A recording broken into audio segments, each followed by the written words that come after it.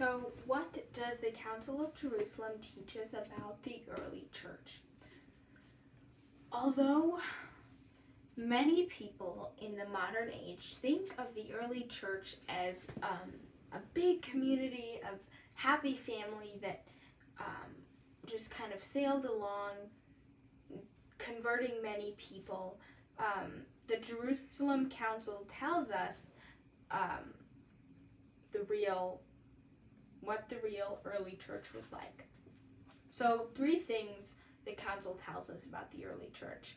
First, there was conflict in the church between the Pauline and Jerusalem branches. Second, God-fearers were a source of major converts in the early church. And then third, the church was willing to decide theological decisions at councils. So that is what we learn from the Council of Jerusalem. So first, let's dive into what exactly was the conflict between the Pauline and the Jerusalem branches. So Paul said that we were saved by faith and grace alone through Christ, and that we did not need the laws anymore.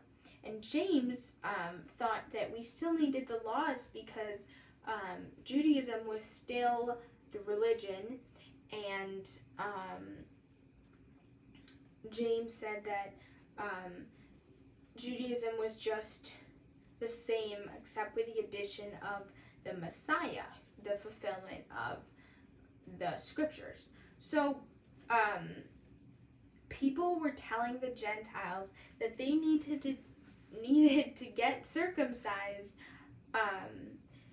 in order to become Christians. And Paul goes and is like, hey guys, that's making it hard for people to come to Christ. So the apostles and the elders get together, and through a lot of disagreement and debate, they decide that yes, we will let Paul preach to the Gospels without the hindrance of circumcision. And it's funny because there are 2 accounts that we read about the Jerusalem Council. And in one of the accounts, it's from the point of view of Luke, who's writing it after the council by a good amount of years. And in Luke's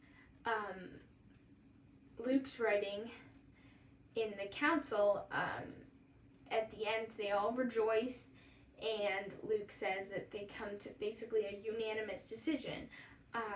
And this is kind of looking at it from a very, looking back at time and kind of like with the rose-colored glasses, whereas Paul, in his account in Galatians 2, he gives a lot more,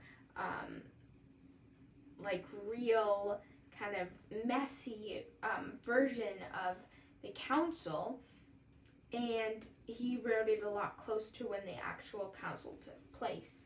So this kind of is like what happened in the 1913 reenactment of the Gettysburg Battle, where a lot of the veterans from both sides, there's videotapes of them hugging each other and embracing, and just, it's a very happy time. Whereas if those men, if we could get a video of those men in the heat of the battle that they were in, it was a lot different.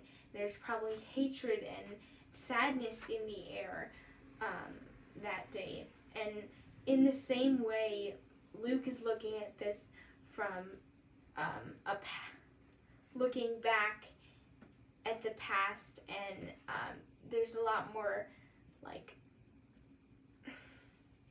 don't know what I'm trying to say, but anyway, Paul is writing from the heat of the battle, and we can see in his account that there was still conflict about this.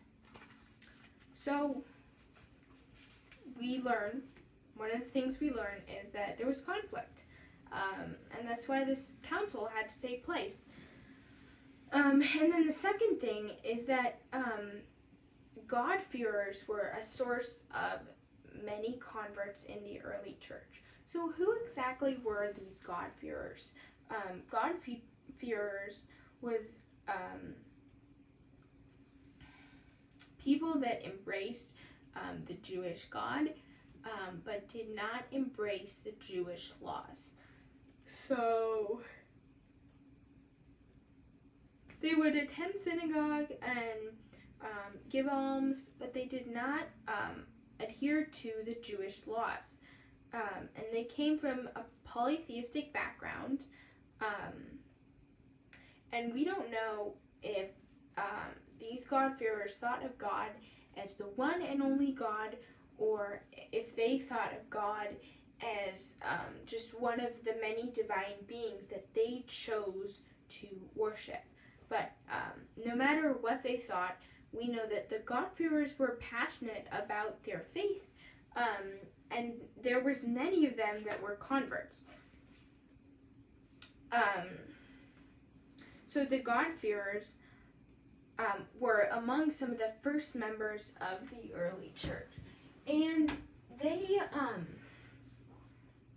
were foundational in the growth and expansion of the church, because they housed the first churches, and they had missionaries hosted at their house. So their acceptance of Jesus and their receiving of the Holy Spirit opened the way for the gospel to be preached to Gentiles. And so because of that, this issue of circumcision was brought up, and this issue of the Mosaic laws was brought up at the council, because the God-fearers were such a big part of the early church that they couldn't be ignored.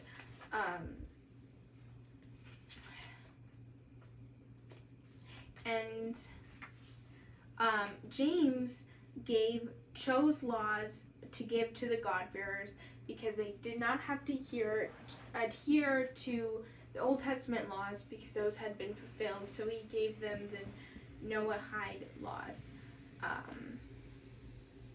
Anyway, in Acts 13, Paul talks about the God-fearers.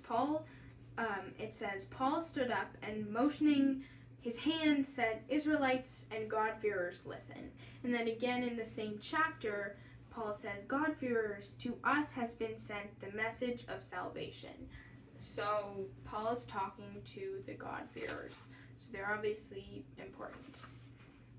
So that's what we learn. Then the third thing we learn is that the church was willing to make theological decisions at councils. So what exactly is a council? A council was a meeting, and is a meeting, of church leaders to come together to decide and solve doctrinal or disciplinal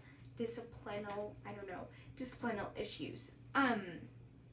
So during Jesus' ministry, if anybody had a debate, if the disciples got in an argument, they could just come straight to the source and be like, hey, Jesus, who's right? And Jesus would tell them. But here, when Jesus ascended to heaven, the early church was like, well, what do we do now if we have conflict? And they decided to have a democratic model, and that is still intact in today's churches. So Paul Johnson says, the Council of Jerusalem is the first political act in the history of Christianity. So, it's very interesting that early church leaders wanted to decide things at councils, because later in the church history, we can see that when people had beef with each other in the church, they would just leave and start their own church. But here, people really wanted to work through their issues together and come to decisions as a group, which is a really unique thing about the early church. So the Council of Jerusalem paints a very realistic picture of the early church, and it tells us 3 things about the church. First, it tells us that there was conflict between the Pauline and Jerusalem branches of the church, and second, it tells us that God-fearers made up a lot of the early church. And then third, it tells us that the church was willing to make decisions together at a council. Okay, thanks for watching. Please do not subscribe. Please don't do it.